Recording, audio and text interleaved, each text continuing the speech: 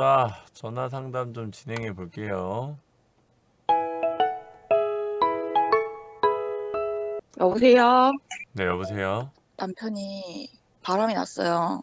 네, 그래서 이혼 소송도 하고 형사 고소도 하고 상간녀 소송도 하고 제가 할 수 있는 건 다 조지고 있거든요.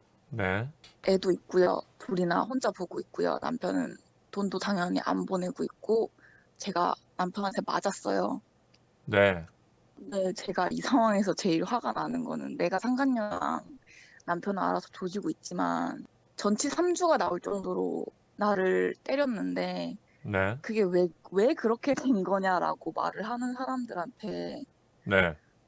너무 어이가 없어서 뭐라고 해줘야 될지 모르겠어요.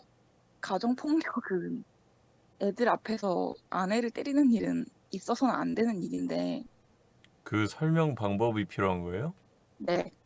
그 외가 필요한 거예요? 그 외를 아, 누구한테 해야 되는 건데요? 뭐 잘 알지 못하는 사람들? 혹은 나랑 가까운 누군가들? 뭐 누구한테 설명을 해줘야 되는 건데요? 일단 그 질문을 하는 게 필요 없다는 생각이 들지만, 제일 먼저 물어본 게 우리 친정 엄마였고, 네, 뭐 나를 잘 모르는 사람들이 그런 말을 제일 많이 하죠. 여자가 성격이 장난이 아닌가 보네. 여자가 맞을만 했나 보네. 나는 그렇지 않은데. 남편분이 평소에 덕을 좀 잘 쌓았나요? 그러니까 어떠한 대외적인 이미지가 좋은 사람인 거죠? 엄청 좋아요. 잡지에도 인터뷰를 할 정도로 가정이 있고 가정에 충실하는 사람으로 인터뷰를 할 정도로 음, 유명한 사람이에요. 그쵸? 네.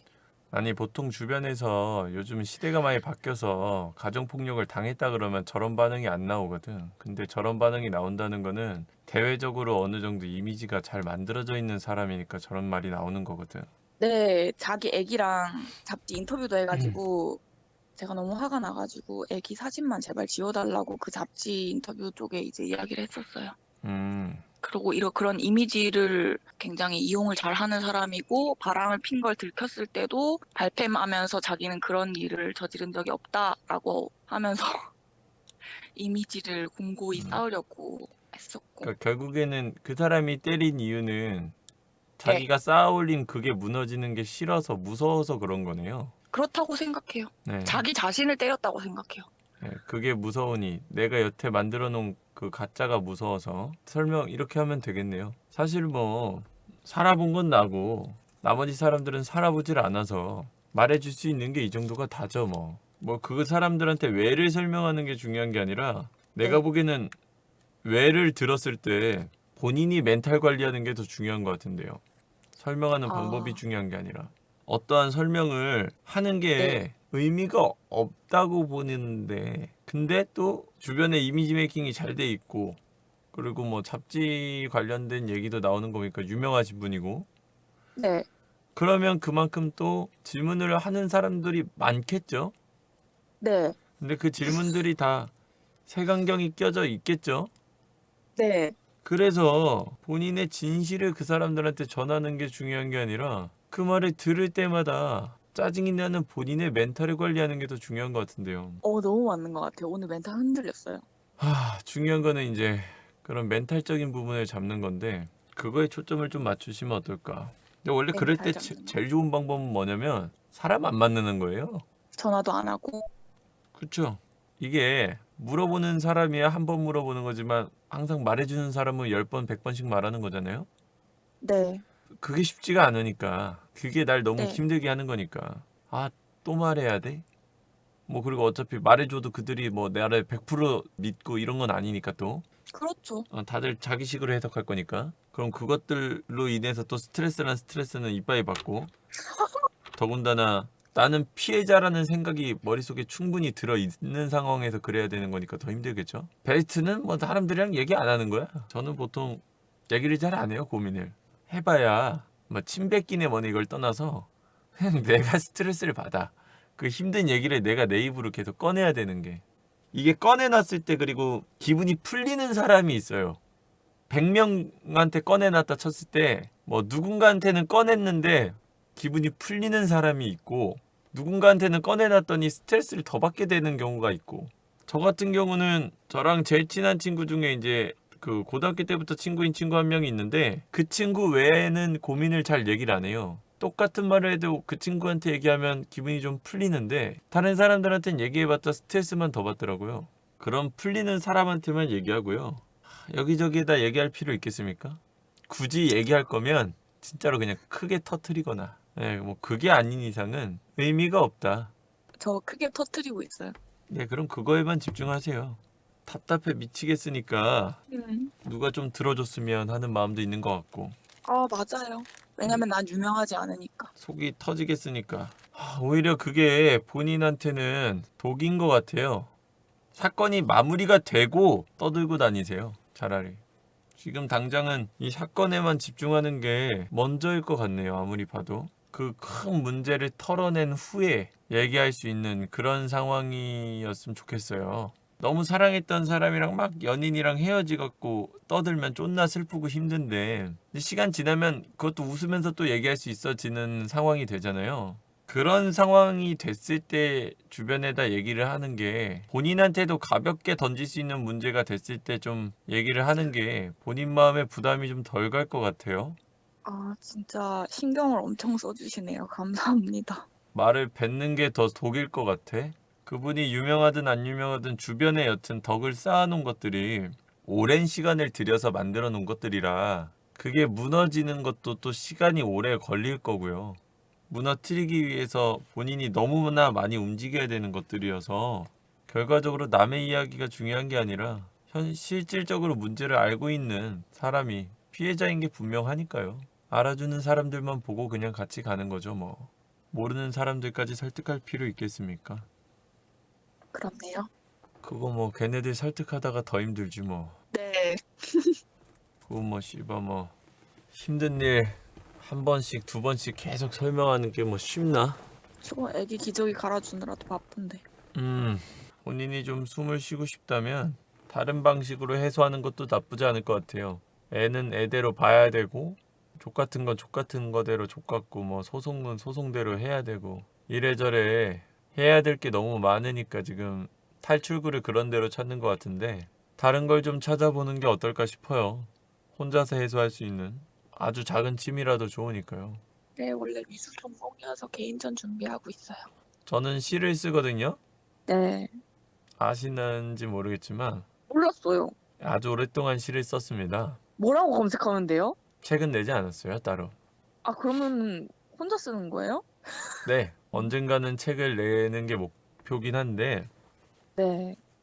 유명해져서 내 시를 좀 팔아야겠다 해가지고 사실 방송을 시작했던 거였어서 오, 시는 초등학교 3학년 때부터 쭉 썼고 대회도 많이 나갔었고 어머나.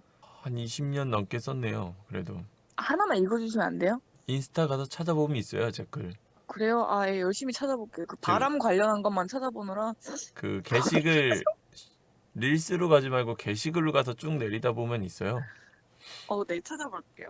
근데 정말 개인적으로 저는 글을 쓰는 사람 입장에서 그냥 글은 대체로 존나 힘들 때 더 괜찮았거든요. 인사이트라는 게 확실하게 있을 때가 뭔가 습작이라고 해야 될까요? 막 작품에 집중을 하게 되면 더 쏟아져 나오는 경향이 있더라고요. 보통 제가 시를 제일 많이 썼던 시기가 헤어졌을 때였는데 좀 그런 쪽으로 해소를 해보는 게 어떨까 아, 싶어요. 네. 저는 아, 네, 네. 제 시를 네. 방이라고 표현해요. 나에게 있어서 아주 큰 감정 창고 같은 곳이에요. 아무렇게나 치우지도 정리하지도 않아도 되는 그런 정말 날 위한 방이라고 생각해서 스트레스를 너무 받으면 그 방에다가 나를 가두거든요. 그럼 그 안에 마음껏 풀어내자라는 생각으로 글을 써왔는데 항상 스스로 좀 가지고 있는 그림이라는 것도 나는 예술을 하는 사람들은 불행하면서도 또 큰 축복을 받았다고 생각을 하거든요. 예술이라는 것이 어떠한 말로써 표현할 수 없는 그런 인간의 거대한 감정, 미지의 영역을 표현해내는 거잖아요. 예술이란 것이.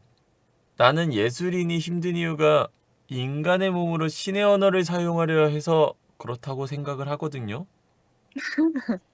이런 어떠한 예술이란 감정이란 것 자체가 인간의 표현력을 표현할 수 없는 그 이상의 것을 표현하는 능력이라고 생각을 해요. 그래서 정말 괴로운 일이지만 대신에 남들보다 더 많은 감정을 해소할 수 있는 것도 또 예술인이라고 생각을 해서 본인이 가지고 있는 그 엄청나게 큰 장점을 좀 이용하면 풀릴 수 있지 않을까요? 네, 그럴 것 같아요. 예술은 아무나 할 수 있는 게 아니야. 영님이 말씀을 너무 잘하시던데 이제 이해가 돼요. 시를 쓰는 분이었으니까 그런 것 같아요. 출간해주세요. 기다릴게요. 저는 그림 그리고. 예, 그림 열심히 그리세요. 네, 그림 좋잖아. 그림 좋죠. 음, 그 글도 쓰고 있어요. 사실 남편의 그런 것들에 대해서 브런치를 쓰고 있는데 어제 조회수가 1700인가 올라왔더라고요. 자고 일어나니까. 재밌잖아. 글도 네, 해소가 되더라고요. 음, 그러니까 그림 그리면서 엄청 많이 우는데 글로써 감정을 덜어내게 되니까 그림을 그리는데 온전히 집중할 수 있어서 되게 좋더라고요. 남들한테 글을 쓰는 것, 보여지는 곳에 글을 쓰는 게 재밌긴 하거든? 네, 관심도 받을 수 있고 어떠한 네. 문제들을 적었을 때. 근데 개인적으로 나는 안 썼으면 좋겠어요. 진짜 지인들이 막 그래요. 왜냐면 알려지면 알려질수록 이제 분명하게 내 글에 대한 혹은 내 생각들에 대한 반박들이 나올 수 있어요. 근데 이제 심리적으로 약해져 있는 나라면 좋은 말보다는 나쁜 말이 훨씬 더 크게 다가오거든요. 본인의 멘탈을 관리하는 데 있어서 크게 도움이 될 거라고는 생각이 안 들어요. 혼자서 소화시키세요. 혼자만의 방. 혼자만의 방에서. 어금니 꽉 깨무신 거 느껴져요. 꽉 깨물고 이야기하시는 것 같아. 말 들어야 될 것 같아. 무서워. 뭐 그건 아니고 그냥 그러하다. 네. 지금 본인이 너무 감정적으로 요동친다는 게 좀 느껴져요. 그걸 좀 잘 다스렸으면 좋겠습니다. 당사자니까 당연히 다스렸지. 힘들겠지만 그게 뭐 이미 일어난 일인 걸 어째? 맞아요. 어, 이미 일어났고 돌이킬 수도 없고 돌아갈 수도 음, 없고 뭐 그걸 어쩌나. 또 잘 되겠죠 뭐. 잘 되겠지. 잘 되겠죠. 죽기야 하겠습니까? 그렇죠. 이때까지 죽고 싶었거든요. 근데 남편한테 이혼하자고 말한 순간부터 살고 싶더라고요. 예, 너무 살고 싶어. 좋아요. 감사합니다. 예, 알겠습니다. 좀 도움이 됐길 바랍니다. 많이 됐어요. 그러고 다시 보기도 기다릴게요. 네. 네, 알겠습니다. 감사합니다. 네. 네. 아주 어렸을 때 많이 힘들었어요. 감정적으로. 정말 찢어지게 가난하다의 약간 표본으로 살기도 했고, 할머니 할아버지가 키워주는데 할머니 할아버지는 병원약을 진짜로 산처럼 쌓아놓고 먹어야만 버틸 수 있던 정도로 몸이 안 좋으셨고, 뭐 태어나자마자 부모님은 기억이 안 날 때 이혼을 하셨고, 이러면서 이제 자라오다 보니까 굉장히 외롭고 굉장히 공허하고 굉장히 슬픔에 빠져 있었어요. 이렇게 내가 눈을 감으면 상상하던 그림들이 있었어. 아주 컴컴한 곳에 내가 덩그러니 있는 거야. 근데 끝이 안 보여. 끝이 안 보여서 우주 속에 내가 둥둥 떠 있는 이 어둠의 끝도, 이 외로움의 끝도, 이 슬픔의 끝도 못 찾는 그런 상태에 있었어요. 그때가 내가 이제 초등학교 때였어. 그때는 뭐 그게 감당이 안 돼서 울기만 했던 것 같아요. 중학교 때쯤에 내가 썼던 시가 있어요. 한없이 끝이 없는 곳이라고 생각했는데 내가 있던 곳이 방이었구나. 아주 작은 창문이 달려 있었나 보다. 그 속에 한없이 있었더니 그 작은 창으로 빛이 들어오더라. 그리고 그 빛은 바닥에 닿아서 끝이 나더라. 그때 나는 이곳이 무한이 아니라 공간이라는 것을 알았다. 결국에 이 슬픔도, 이 공허함도, 그리고 이 외로움도 그저 내가 문만 열면, 이 작은 방 안에 문만 열면 되는구나. 이런 글을 썼어요. 제가 중학교 때 쓴 건데 글이 나한테 굉장히 큰 도피처가 됐어요. 난 끝이 없을 거라 생각해서 팔조차 뻗지 못해봤는데 끝이 없어 보여서 걸을 생각조차 안 해봤는데 여기가 방이라고 생각이 드니까 걸어지더라고. 문을 찾게 되더라고. 외롭고 공허하고 힘들 때마다 그 방에 들어가요. 그 방이란 것은 나한테 글이에요. 여러 가지 상처들이 너무 괴롭고 힘들어서 무한이라고 생각이 들 수가 있어요. 근데 그게 너무 캄캄해서 그래요.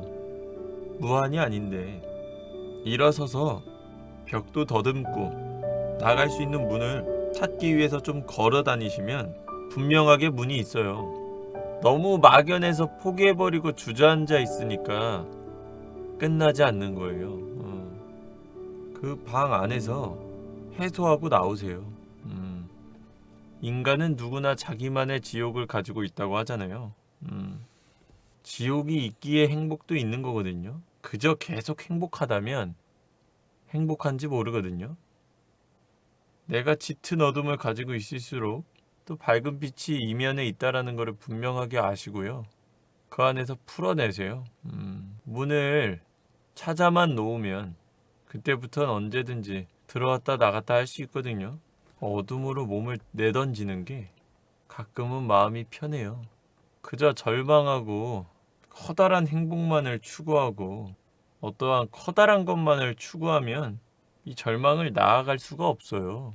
근데 하나 장담할 수 있는 건 사실 마음먹기 달렸거든요.